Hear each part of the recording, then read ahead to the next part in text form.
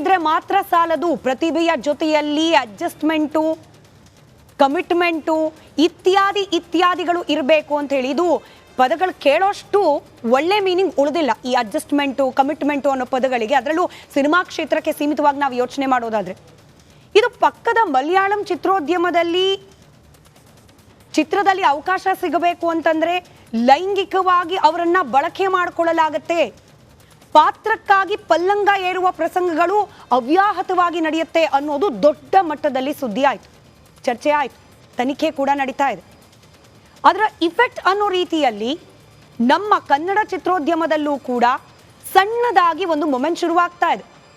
ಈ ಹಿಂದೆ ಕೂಡ ಕನ್ನಡ ಚಿತ್ರೋದ್ಯಮದಲ್ಲಿ ಅನೇಕ ಇಂಥ ಪ್ರಕರಣಗಳಾಗ್ಬಿಟ್ಟಿದೆ. ಪಾತ್ರಕ್ಕೋಸ್ಕರ ಪಲ್ಲಂಗ ಏರು ಅಂತ ಹೇಳಿ ಡಿಮ್ಯಾಂಡ್ ಮಾಡಿದಂತಹ ಅನೇಕರು ದುರುಳರು ಈ ಚಿತ್ರೋದ್ಯಮದಲ್ಲಿದ್ದಾರೆ.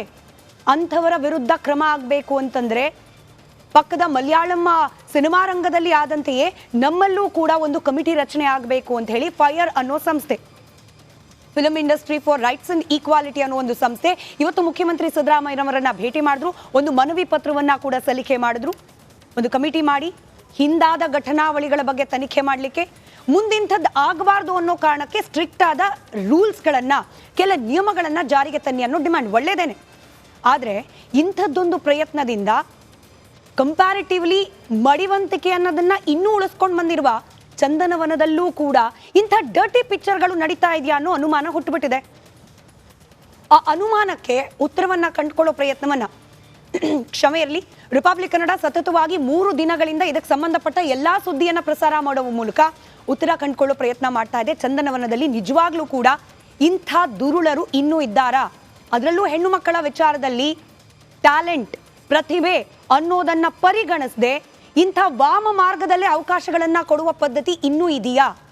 ಇವತ್ತಿನ ಮಹಾಭಾರತ ಚರ್ಚೆಯಲ್ಲೂ ಕೂಡ ಇದ್ರ ಬಗ್ಗೆ ನಾವು ಕೂಲಂಕುಷವಾಗಿ ಚರ್ಚೆ ಮಾಡ್ತಾ ಹೋಗೋಣ. ಇವತ್ತು ಬೆಳಗ್ಗೆಯಿಂದ ಏನೆಲ್ಲ ಬೆಳವಣಿಗೆಗಳ ಆಯಿತು, ಮುಖ್ಯಮಂತ್ರಿಗಳ ಭೇಟಿ, ಮನವಿ, ಅದಾದ ನಂತರದಲ್ಲಿ ಪ್ರತಿಕ್ರಿಯೆಗಳು, ಇದರ ಒಂದು ಡೀಟೇಲ್ ರಿಪೋರ್ಟ್ ಇದೆ, ಗಮನಿಸಿ, ನಂತರದಲ್ಲಿ ಚರ್ಚೆ.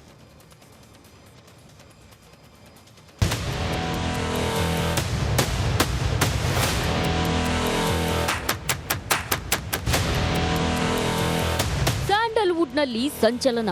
ಮಾಲಿವುಡ್ನಂತೆ ಚಂದನವನದಲ್ಲೂ ಸೆಕ್ಸ್ ಸುನಾಮಿ ಅಪ್ಪಳಿಸಿದೆ. ಬಣ್ಣದ ಜಗತ್ತಿಗೆ ಎಂಟ್ರಿ ಕೊಡಬೇಕು ಅಂದ್ರೆ ಕತ್ತಲೆ ಕೋಣೆಯಲ್ಲಿ ಬೆತ್ತಲಾದ್ರೆ ಮಾತ್ರ ಚಾನ್ಸ್ ಸಿಗುತ್ತಂತೆ. ಇಂತಹದ್ದೊಂದು ಅಸಹ್ಯ ಗಂಧದ ಗುಡಿಯ ಸುಗಂಧವನ್ನೇ ಹಾಳು ಮಾಡಿದೆ.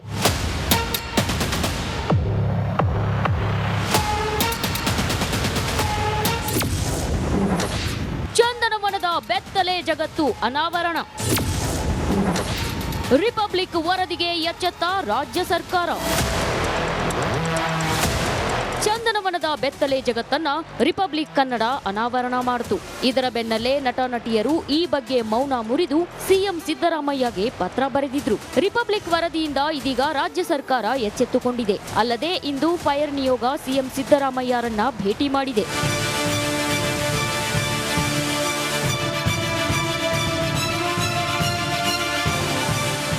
ಚೇತನ್, ಶ್ರುತಿ ಹರಿಹರನ್, ನೀತು ಶೆಟ್ಟಿ ಸೇರಿದಂತೆ ಫೈರ್ ನಿಯೋಗದ ಸದಸ್ಯರು ಸಿಎಂ ಭೇಟಿಯಾಗಿ ಕೇರಳದ ಹೇಮಾ ಮಾದರಿಯಂತೆ ಇಲ್ಲೂ ಕಮಿಟಿ ರಚಿಸುವಂತೆ ಮನವಿ ಮಾಡಿದ್ರು. ನಾವೇನು ನಿರೀಕ್ಷೆ ಮಾಡ್ತೀವಿ ಅಂದರೆ ಸರ್ಕಾರ ಹೇಗೆ ಕೇರಳ ಸರ್ಕಾರ ಇಚ್ಛಾಶಕ್ತಿಯಿಂದ ಈ ಒಂದು ಹೇಮಾ ಕಮಿಟಿ ರಿಪೋರ್ಟ್ ಒಂದು ನಿವೃತ್ತ ನ್ಯಾಯಾಧೀಶರ ಮುಖಾಂತರ ಅವ್ರು ತಂದಿದ್ದಾರೋ, ನಮಗೂ ಕೂಡ ಕರ್ನಾಟಕ ಸರ್ಕಾರ, ನಮ್ಮ ಮುಖ್ಯಮಂತ್ರಿಯವರು ಸಂವಿಧಾನ ಎತ್ತಿ ಹಿಡಿತೀವಿ ಅಂತ ಹೇಳ್ತಾರೆ, ಬಸವಣ್ಣ ಸಾಂಸ್ಕೃತಿಕ ನಾಯಕ ಅಂತ ಮಾಡ್ತಾರೆ, ಬಾಬಾ ಸಾಹೇಬ್ ಫಲಪುಷ್ಪ ಪ್ರದರ್ಶನ ಮಾಡ್ತಾರೆ. ಈ ಥರ ಸಾಂಕೇತಿಕರಣದಿಂದ ನಮ್ಗೆ ಒಪ್ಪಿಗೆ ಇಲ್ಲ, ನೀವೇನು ಕಾನೂನು, ನ್ಯಾಯ, ನೀತಿ ಯೋಜನೆಗಳು ಏನು ಸರಿಪಡಿಸ್ತೀರಾ ಅನ್ನೋದು ನಾವು ನೋಡಬೇಕು. ಸೊ ನಮಗೂ ಆ ರೀತಿಯಲ್ಲಿ ಕಾನೂನಾತ್ಮಕವಾಗಿ ಬರಬೇಕು. ಈ ಒಂದು ಕಮಿಟಿ ಸೆಟಪ್ ಮಾಡಬೇಕು ಅನ್ನೋದಕ್ಕೆ ಮಾತ್ರ ಸಿಗ್ನೇಚರ್ ಹಾಕಿದ್ದಾರೆ. ಇನ್ನು ಮುಂದೆ ಅವ್ರು ಹೇಗೆ ಇನ್ವಾಲ್ವ್ ಆಗ್ತಾರೆ ಅನ್ನೋದು ಅವ್ರಿಗೆ ಬಿಟ್ಟಿದ್ದು. ನಾವು ಖಂಡಿತ ಅವರಿಗೆ ಅಪ್ಡೇಟ್ಸ್ ಕೊಡ್ತಾ ಇರ್ತೀವಿ ಆ್ಯಂಡ್ ಅವ್ರ ಬೆಂಬಲ ಇರುತ್ತೆ ಅಂತ ಅನ್ನೋ ನಂಬಿಕೆ ಕೂಡ ನಮಗಿದೆ. ಒಂದು ವಾರದಲ್ಲಿ ವಿ ಆರ್ ಹೋಪಿಂಗ್ ಮತ್ತೆ ಚರ್ಚೆ ಮಾಡಬಹುದು ಸಿಎಂ ಸರ್ ಜೊತೆ. ಮಾಡಿದ ನಂತರ ಸರ್ ಈ ಕಮಿಟಿ ಸೆಟಪ್ ಆಗಿ ಇನ್ನೊಂದು 3 ತಿಂಗಳು 6 ತಿಂಗಳಷ್ಟರಲ್ಲಿ ಇನ್ವೆಸ್ಟಿಗೇಷನ್ ನಡೆದು ಅವ್ರ ರೆಕಮೆಂಡೇಶನ್ಸ್ ಕೊಟ್ಟರೆ ಹೋಪ್ಫುಲಿ. ಮೇನ್ಲಿ ನಮ್ಮ ಫೋಕಸ್ ಇರೋದು ಹೆಣ್ಮಕ್ಳಿಗೆ, ಅದು ಯಾರೇ ಇರ್ಬೋದು, ಕಲಾವಿದರು ಇರ್ಬೋದು ಅಥವಾ ಯಾವುದೇ ಟೆಕ್ನಿಷಿಯನ್ ಇರ್ಬೋದು, ಒಂದು safer environment, professional and safe environment ಬೇಕು ಅನ್ನೋದು ನಮ್ಮ ಒಂದು ಮನವಿ. ಯಾವುದೇ ರೀತಿಯಲ್ಲೂ ಬೇರೆ ಥರ ಆದರೂ ಹ್ಯಾರಾಸ್ಮೆಂಟ್ ಇಸ್ ಹ್ಯಾರಾಸ್ಮೆಂಟ್. ಸೊ ಅದು ಯಾವುದೇ ಜೆಂಡರ್ ಆದರೂ ಕೂಡ ಅದನ್ನು ಅವ್ರು ಮುಕ್ತವಾಗಿ ಮಾತಾಡೋಕ್ಕೆ ಒಂದು ಸಭೆ ಅಂತ ನಮಗಿರಲಿಲ್ಲ, ಒಂದು ಕಮಿಟಿ ಅಂತ ಇರಲಿಲ್ಲ, ಸಾರಿ. ಸೊ ಅದಕ್ಕೋಸ್ಕರ ನಾವು ಇಷ್ಟೊಂದು ಮನವಿ ಮಾಡಿದ್ದೀವಿ. ಇನ್ನು ಈ ಬಗ್ಗೆ ನನಗೆ ಗೊತ್ತಿಲ್ಲ, ತಿಳಿದುಕೊಳ್ಳುತ್ತೇನೆ ಅಂತ ಡಿಸಿಎಂ ಡಿಕೆ ಶಿವಕುಮಾರ್ ಹೇಳಿದ್ರು. ನನಗೆ ಗೊತ್ತಿಲ್ಲ, ಅದ್ರ ಬಗ್ಗೆ ತಿಳ್ಕೊಂಡು ಮಾತಾಡ್ತೇನೆ.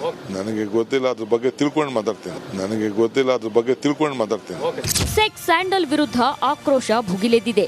ಸೆಲೆಬ್ರಿಟಿಗಳು ಸಿಡಿದೆದ್ದಿದ್ದಾರೆ. ಕೇರಳದಂತೆ ಇಲ್ಲಿಯೂ ಕಮಿಟಿ ರಚಿಸುವಂತೆ ಪಟ್ಟು ಹಿಡಿದಿದ್ದಾರೆ. Bureau report, republic Kannada. ಇದ್ರ ಬಗ್ಗೆ ಚರ್ಚೆ ಮಾಡಲಿಕ್ಕೆ ನಮ್ಮ ಜೊತೆಯಲ್ಲಿ ಪ್ರಶಾಂತ್ ಸಂಬರ್ಗಿ ಅವರು ಇರ್ತಾರೆ. ಸಾಮಾಜಿಕ ಹೋರಾಟಗಾರರು, ಹಾಗೆ ಚಿತ್ರೋದ್ಯಮದಲ್ಲೂ ಕೂಡ ಬೇರೆ ಬೇರೆ ಸಂದರ್ಭದಲ್ಲಿ ಬೇರೆ ಬೇರೆ ರೀತಿಯಲ್ಲಿ ತಮ್ಮನ್ನು ತಾವು ತೊಡಗಿಸಿಕೊಂಡವರು, ಹಾಗೆ ರಂಗಕರ್ಮಿಯೂ ಆಗಿರುವ, ರಾಜಕೀಯ ವಿಶ್ಲೇಷಕರು ಆಗಿರುವ ಶಶಿಕಾಂತ್ ಯಡಳ್ಳಿ ಅವರು ನಮ್ಮ ಜೊತೆಯಲ್ಲಿದ್ದಾರೆ. ಹಾಗೆ ಸಾಮಾಜಿಕ ಹೋರಾಟಗಾರರಾದ ಡಾಕ್ಟರ್ ಸಂಜ್ಯೋತಿ ಅವರಿದ್ದಾರೆ. ನಟ ಚೇತನ್ ಅವರು ಕೂಡ ಜಾಯಿನ್ ಆಗುವ ನಿರೀಕ್ಷೆ ಇದೆ. ಎಲ್ರಿಗೂ ಕಾರ್ಯಕ್ರಮಕ್ಕೆ ಸ್ವಾಗತ. ಚೇತನ್ ಅವರು ಕನೆಕ್ಟೆಡ್ ಇದ್ದು ನನ್ನ ಧ್ವನಿ ತಲುಪ್ತಾ ಇದ್ರೆ ತಮ್ಮಿಂದಲೇ ಪ್ರಾರಂಭ ಮಾಡ್ತೀನಿ. ಚೇತನ್ ಅವರೇ, ಇವತ್ತು ಹೋದ್ರಿ, ಮುಖ್ಯಮಂತ್ರಿಗಳನ್ನ ಫೈರ್ ಸಂಸ್ಥೆಯ ಪ್ರತಿನಿಧಿಯಾಗಿ ನೀವು ಹಾಗೆ ನಿಮ್ಮ ಸಂಗಡಿಗರು ಭೇಟಿಯಾದ್ರಿ. ಈಗ ಮುಂದೆ ಅಂದರೆ ಈ ಕ್ಷಣದಿಂದ ನೀವು ಯಾವಾಗ ಒಂದು ಮನವಿಯನ್ನು ಕೊಟ್ಟು ಬಂದ್ರಿ, ಆ ಕ್ಷಣದಿಂದ ಮುಂದೆ ಚಿತ್ರೋದ್ಯಮದಲ್ಲಿ ಅಹಿತಕರ ಘಟನೆಗಳು ನಡಿಬಾರ್ದು ಅನ್ನೋ ಕಾರಣಕ್ಕೆ ಒಂದು ಕಮಿಟಿ ರಚನೆ ಮಾಡಿ ಅಂಡರ್ಸ್ಟ್ಯಾಂಡಿಂಗ್, ಅಂದರೆ ಎಂಥವ್ರಿಗೂ ಕೂಡ ನಿಮ್ಮ ಕಾಳಜಿ, ಅದ್ರ ಹಿಂದಿರುವ ಉದ್ದೇಶ ಅರ್ಥ ಆಗ್ಬಿಡುತ್ತೆ. ಬಟ್ ಹಿಂದೆ ಆಗಿರ್ತಕ್ಕಂತಹ ಕೆಲವೊಂದು ವಿಚಾರಗಳ ಬಗ್ಗೆ ಕೂಡ ಕೂಲಂಕುಷವಾದ ತನಿಖೆ ಬೇಕು ಅಂತ ಈಗ ಯಾಕೆ ಕೇಳ್ತಾ ಇರೋದು ಅಂತ?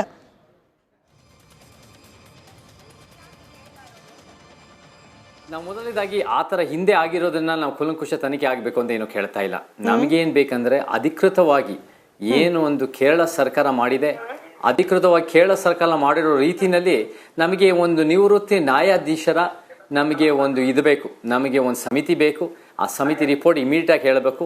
ನಮಗೆ ನೋಡಿ, ನಾನು 2007ರಿಂದ 2017ವರೆಗೂ ನಾನು ಚಿತ್ರರಂಗದಲ್ಲಿ ಜಾಸ್ತಿ ಕೆಲಸ ಮಾಡ್ತಿದ್ದಾಗ ನನಗೆ ಚಿತ್ರರಂಗ ಎಷ್ಟು ಪುರುಷ ಪ್ರಧಾನವಾಗಿದೆ, ಎಷ್ಟು ತಾರತಮ್ಯವಾಗಿದೆ, ಎಷ್ಟು ಅಸಮಾನವಾಗಿದೆ ಅಂತ ನನಗೆ ಅರ್ಥ ಆಯಿತು. ಆ ಕಾರಣಕ್ಕೆ ನಾವು ಫೈರ್ನ 2017ರಲ್ಲಿ ಶುರು ಮಾಡಿ ಲೈಂಗಿಕ ಕಿರುಕುಳ ಮತ್ತು ಮಹಿಳೆಯರ ಸಮಸ್ಯೆಗಳನ್ನ ಬಗೆಹರಿಸಬೇಕು, ಅದ್ರ ಜೊತೆ ಕಾರ್ಮಿಕರು ಮತ್ತು ಬರಹಗಾರರು ಅಂತ ಶುರು ಮಾಡಿದ್ವಿ.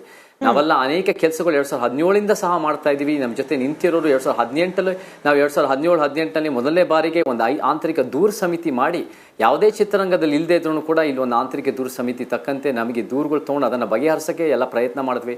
ನಮಗೆ ಈ ಸೆನ್ಸೇಷನಲಿಸಮ್ ಬೇಕಾಗಿಲ್ಲ. ನಮಗೆಲ್ಲರೂ ಹೆಸರುಗಳು ಪ್ರಸ್ತಾಪ ಮಾಡಿ ಇವ್ರ ತಪ್ಪು ಅವ್ರ ತಪ್ಪಲ್ಲ, ಇದು ಒಂದು ವ್ಯವಸ್ಥಿತ ಪಿಡುಗು. ಇದು ಇಡೀ ಅನ್ಯಾಯದ ವ್ಯವಸ್ಥೆಯಲ್ಲಿ ಇದು ಒಂದು ತುಂಬಿ ತುಳುಕ್ತಾ ಇದೆ. ಸೊ ಆ ನಿಟ್ಟಿನಲ್ಲಿ ಆಮೇಲೆ ಮೀಟು ಆದಾಗಲೂ ಕೂಡ ಯಾರ್ಯಾರು ಸಂಕಷ್ಟದಲ್ಲಿ ಇದ್ರೋ ಅವರೆಲ್ಲ ನೈತಿಕ ಬೆಂಬಲ, ಕಾನೂನು ಬೆಂಬಲ ಅನ್ನೋದು ಅನೇಕ ರೀತಿ ಕೊಟ್ವಿ. ಕೇರಳ ಸರ್ಕಾರ ಅದರ ನಂತರ ಆ ಟೈಮ್ನಲ್ಲಿ ಭಾಳ ಗಟ್ಟಿಯಾಗಿ ಒಂದು ನಿಲುವು ತೊಗೊಂಡಿದೆ. ಲೈಂಗಿಕ ಕಿರುಕುಳ ಇದೆಯಾ, ಮತ್ತು ಮಹಿಳೆಯರ ಸುರಕ್ಷತೆ ಇದೆಯಾ, ಲಿಂಗ ಅಸಮಾನತೆ ಏನೇನಿದೆ ಅಂತ ಒಂದು ರೀತಿ ಒಂದು ಕಮಿಟಿ, ಹೇಮಾ ಕಮಿಟಿ ರಿಪೋರ್ಟ್ ಮಾಡಿದೆ. ಕೇರಳದಲ್ಲಿ ನಮಗೇನು ಕಾಣಿಸುತ್ತೆ ಅಂದರೆ, ಒಂದು ಅವ್ರ ಸಿನಿಮಾ ರಂಗದಲ್ಲಿ ಒಳ್ಳೊಳ್ಳೆ ಸಿನಿಮಾಗಳು ಕೊಡ್ತಾರೆ. ಎರಡನೇದಾಗಿ ಅವ್ರಿಗೆ ಬರಹಗಾರರ ಬಳಗ ಗಟ್ಟಿಯಾಗಿದೆ. ಮೂರನೇದಾಗಿ ಅವ್ರಿಗೆ ನಮಗೆ ದುರದೃಷ್ಟಕ್ಕಾಗಿ ಅವ್ರಿಗೆ ಒಳ್ಳೆ ಸರ್ಕಾರಗಳು ಸಹ ಇದೆ. ಅವರಿಗೆ ಒಂದು ಉತ್ತಮ ಒಂದು ಸಮಾಜ, ಒಂದು ಘನತೆ ಬಗ್ಗೆ ಕೆಲಸ ಮಾಡೋರು ಇದ್ದಾರೆ. ನಮ್ಮದರಲ್ಲಿ ನಮ್ಮ ಸಿನಿಮಾಗಳು ನಾವು ಬರಹಗಾರ ಮಾಡಲ್ಲ. ನಮ್ಮ ಸಿನಿಮಾ ರಂಗ ಏನು ಮಾಡುತ್ತೆ ಅಂದರೆ ಹೋಮ ಹವನ ಯಜ್ಞ ಮಾಡಿಕೊಂಡು ಒಂದು ವೈಜ್ಞಾನಿಕವಾಗಿ ಬರಹಗಾರರ ಬಳಗ ಇಲ್ಲ. ಎರಡನೇದಾಗಿ ನಮಗೆಲ್ಲ ಒಂದು ಕಡೆ ಸ್ಟಾರ್ ಕ್ರೇಜ್ ಜೊತೆ, ಮೂರನೇದಾಗಿ ನಮಗೆ ಈ ಸರ್ಕಾರಗಳು ಏನು ಇವತ್ತು ಮುಖ್ಯಮಂತ್ರಿ ಹತ್ರ ಹೋದ್ವಿ, ಅವರು ಎಲ್ಲೋ ಒಂದು ಕಡೆ ಏನು ಹೇಳ್ತಾರೆ ಅಂದರೆ, ಏನಿದು ಈ ಲೈಂಗಿಕ ಕಿರುಕುಳ ಇದೆಯಾ ಅಂತ ಒಂದು ನಿಮಿಷದಲ್ಲಿ ಕೇಳೋದು. ನಮಗೆ ನೀವು ಕೇಳ್ತಾ ಇರೋದು ಅದನ್ನು ಕಲ್ತ್ಕೊಳ್ಳೋಕ್ಕೆ ಅಂದರೆ ನಾವು ಹೇಳ್ಬೋದು, ನಾವು ಖಂಡಿತ ಮಾಹಿತಿ ಕೊಡ್ಬೋದು. ಆದರೆ ನಿಮ್ಮ ಜಾಣ ಕುರುಡತನ ಅನ್ನೋದು ಅಂದರೆ ನಮಗೆ ಭಾಳ ಕಷ್ಟ ಆಗುತ್ತೆ. ಯಾಕಂದರೆ ರಾಮ್ ಮನೋಹರ್ ಲೋಹಿಯಾವಾದಿ ಅಂತ ನೀವು ಹೇಳ್ತೀರಾ. ಲೋಹಿಯಾ ಭಾಳ ಗಟ್ಟಿಯಾಗಿ ಕಾಗೋಡು ಚಳವಳಿ ಜೊತೆ ಲಿಂಗ ಸಮಾನತೆಗೋಸ್ಕರ ನಿಂತ್ಕೊಂಡಿರೋ ವ್ಯಕ್ತಿ. ಮತ್ತೆ ಈ ಒಂದು DCM ಅನ್ನೋ DK ಶಿವಕುಮಾರ್ ಅನ್ನೋ ವ್ಯಕ್ತಿ, ಅವರ ಒಂದು ವ್ಯಂಗ್ಯ ಮಾತು ನನಗೆ ಮೀಟು ಗೊತ್ತಿಲ್ಲ. DCM DK ಶಿವಕುಮಾರ್ ಅವರೇ, 50% ಜನ 48% ಜನ ನಮ್ಮ ಸಮಾಜದಲ್ಲಿ ಮಹಿಳೆಯರು. ಅವ್ರಿಗೆ ಆಗ್ತಿರೋ ದಿನನಿತ್ಯ ಕಿರುಕುಳಗೆ ನಿಮ್ಮ ಬಗ್ಗೆ ಗೊತ್ತಿಲ್ಲ, ಕಾಳಜಿ ಇಲ್ಲ ಅಂದ್ರೆ ನೀವು ಯಾವ DCM ಆಗಕ್ಕೆ ಯೋಗ್ಯತೆ ಇಲ್ಲ, ನೀವು ಯಾವ ಅಧಿಕಾರ ಹಿಡಿಯಕ್ಕೆ ಯೋಗ್ಯತೆ ಇಲ್ಲ. ಚೇತನ್ ಅವರೇ, ಇವಾಗ ನಿವೃತ್ತ ನ್ಯಾಯಮೂರ್ತಿಗಳ ನೇತೃತ್ವದಲ್ಲಿ ಒಂದು ಕಮಿಟಿ ಆಗ್ಬೇಕು ಅಂತ ಆಗ್ರಹಿಸಿದ್ದೀರಿ. What exactly do you people want the committee to do? ಏನ್ ಮಾಡಬೇಕು ಅಂತ ಹೇಳಿ, ಹಿಂದೆ ಹೇಗಿತ್ತು ಅನ್ನೋದನ್ನು ಗಮನಿಸಬೇಕಾ, ಈಗ ಹೇಗೆ ನಡೀತಿದೆ ಅನ್ನೋದನ್ನು ಗಮನಿಸಬೇಕಾ ಚಿತ್ರೋದ್ಯಮ? ಒಳ್ಳೆ ಪ್ರಶ್ನೆ. ಒಳ್ಳೆ ಪ್ರಶ್ನೆ ಕೇಳಿದ್ದೀರಾ. ನಮಗೆ ಬಹಳ ಮುಖ್ಯವಾಗಿ ನಿವೃತ್ತ ನ್ಯಾಯಾಧೀಶರು ಯಾರು ಲಿಂಗ ನ್ಯಾಯ ಮತ್ತೆ ಈ ಒಂದು ಲಿಂಗ ಘನತೆ ಬಗ್ಗೆ ಅವರು ಕೆಲಸ ಮಾಡಿದ್ದಾರೆ, ಅದು ಹೆಂಗಸಾಗಿರ್ಬೋದು ಗಂಡಸಾಗಿರ್ಬೋದು, ಒಂದು ಮನುಷ್ಯನಾಗಿರ್ಬೇಕು. ಆ ನಿವೃತ್ತ ನ್ಯಾಯಾಧೀಶರು ಇಲ್ಲಿ ಒಂದು ಇನ್ವೆಸ್ಟಿಗೇಷನ್ ಮಾಡಬೇಕು, ರಿಪೋರ್ಟ್ ಮಾಡಬೇಕು. ನೀವು ಹೇಮಾ ಕಮಿಟಿ ರಿಪೋರ್ಟ್ ನೋಡಿದ್ರು ಅದ್ರಲ್ಲಿ ಯಾವ ಹೆಸರುಗಳು ಪ್ರಸ್ತಾಪ ಆಗಿಲ್ಲ. ಅಲ್ಲಿ ಏನಾಗಿದೆ ಅಂದ್ರೆ ಈ ತರ 300 ಪೇಜ್ನಲ್ಲಿ ಲಿಂಗ ಅಸಮಾನತೆ ಎಷ್ಟು ತಾಂಡವ ಆಡ್ತಾ ಇದೆ ನಮ್ಮ ಚಿತ್ರರಂಗದಲ್ಲಿ, ಮತ್ತೆ 62 ಪೇಜ್ನಲ್ಲೂ ಲೈಂಗಿಕ ಕಿರುಕುಳ ಇದೆ ಅನ್ನೋದು ಬಹಿರಂಗಪಡಿಸಿದ್ದಾರೆ. ಹಿಂದೆ ಮೀಟು ಪ್ರಕರಣಗಳೇನೆ ಲೇಟ್ ಕಂಪ್ಲೇಂಟ್ ಅನ್ನೋ ವಿಚಾರಕ್ಕೇನೆ ಸ್ಟ್ಯಾಂಡ್ ಆಗಿಲ್ಲ ಎಷ್ಟೋ ವಿಚಾರಗಳು. ನೀವು ಕೂಡ ಅದನ್ನ ಗಮನಿಸಿದ್ರಿ. ಈಗ ಹಿಂದೆ ಚಿತ್ರೋದ್ಯಮದಲ್ಲಿ ಹಿಂಗೆಲ್ಲ ಕಿರುಕುಳಗಳನ್ನ ನೀಡಲಾಗಿತ್ತು ಅನ್ನೋದನ್ನ ಕಮಿಟಿ ರಿಪೋರ್ಟ್ ಕೊಟ್ಟರು ಕೂಡ ಲೀಗಲಿ ಏನ್ ಆಕ್ಷನ್ ತಗೊಳಕ್ ಸಾಧ್ಯ ಆಗತ್ತೆ? ಐ ನಾಟ್ ಡಿನೈಯಿಂಗ್, ಮುಂದೆ ಈ ರೀತಿ ಆಗದೆ ಇರೋ ರೀತಿಯಲ್ಲಿ ಒಂದು ಚೆಕ್ಸ್ ಅಂಡ್ ಡ್ಯಾಮ್ಸ್ ನ ನಿರ್ಮಾಣ ಮಾಡ್ದಂಗೆ ಆಗತ್ತೆ ಒಂದು ಕಮಿಟಿ ರಚನೆ ಆದ್ರೆ.